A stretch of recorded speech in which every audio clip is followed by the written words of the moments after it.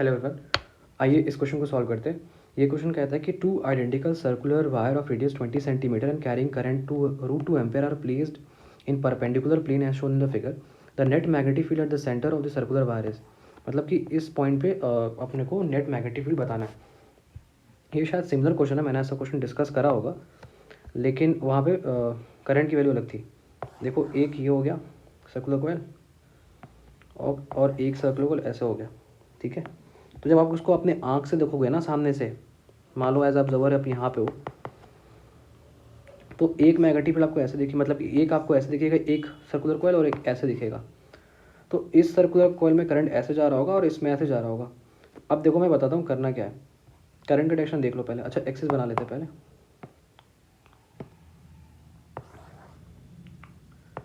ये एक एक्सिस हो गई, थोड़ा टेढ़ा है लेकिन मैंने बनाया तो मेरा है। अब देखिए, ये हो गया वाई एक्सिस, ये हो गया एक्स एक्सिस। यहाँ करंट ऐसे जा रही है और यहाँ पे करंट ऐसे जा रही है, ठीक है। अब देखो, अपने कर्ल मतलब कि जो कर्लिंग ऑफ फिंगर्स है उसको डायरेक्शन ऑफ करंट में प्लेस करो। तो ये मैं मान लेता हूँ कि ये जो कॉइल है इसको पहला कॉइल मानता हूँ, इसको दूसरा कॉइल मानता हूँ, ठीक है। तो जब मैं पहले वाले कॉइल के रिस्पेक्ट में अपने फिंगर्स को प्लेस करूँगा, कर्लिंग ऑफ द फिंगर को, तो जो थंब है हमको कहीं ना कहीं इस पॉइंट पे मैग्नेटिक फील्ड की वैल्यू ऐसे देगा। और जब इसको प्लेस करूँगा तो ये तुम्हारा क्या है, ऐसे इस तरफ जा रहा है करंट। तो जब तुम थंब को प्लेस करोगे तो ये आपको ऊपर मैग्नेटिक फील्ड देगा, मतलब कि एक मैग्नेटिक फील्ड इधर आई, एक मैग्नेटिक फील्ड इधर आई। अब सवाल उठता है क्या मैग्नेटिक फील्ड का वैल्यू दोनों सेम होगा? तो हम बोलेंगे हाँ। क्यों? क्योंकि यहाँ पे आइडेंटिकल सर्कुलर कॉइल पहली वर्ड यूज़ कर दिया है। रेडियस 20 सेंटीमीटर है, carrying a current of √2 ampere और प्लेस परपेंडिकुलर, मतलब कि जो नेट मैग्नेटिक फील्ड की वैल्यू आएगी वो कैसे आएगी? देखो, एक सर्कुलर कॉइल के कारण इधर, एक सर्कुलर कॉइल के कारण ऊपर, ठीक है। तो ये हो गया बी, ये हो गया पी।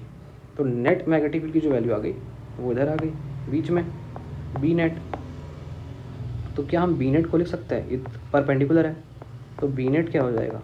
√b² प्लस b², यानी √2b। अब b की वैल्यू क्या होती है?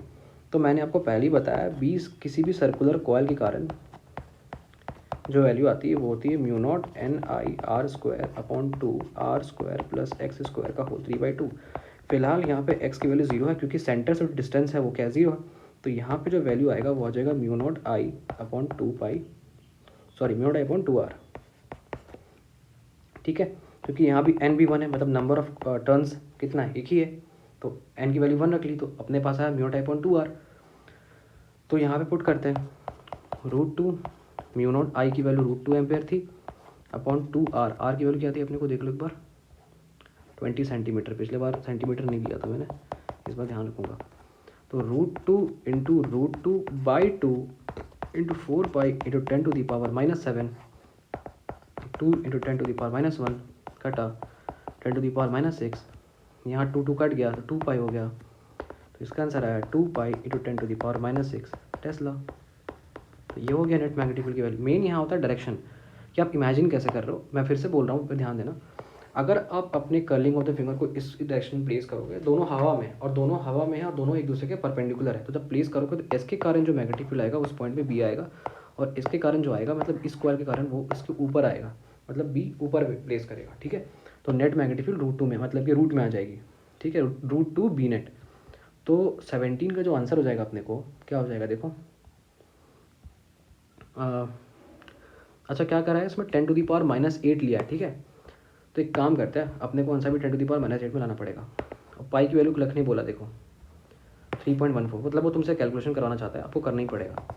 3.14 इंटू 10⁻⁻6, 2 3 6, 2 1 2, 28, 10⁻⁻8 टेस्ला, यानी x की जो वैल्यू आ गई वो हो गई 628। तो यही अपना आंसर हो गया। क्या हो जाएगा? 628 हो जाएगा इसका आंसर।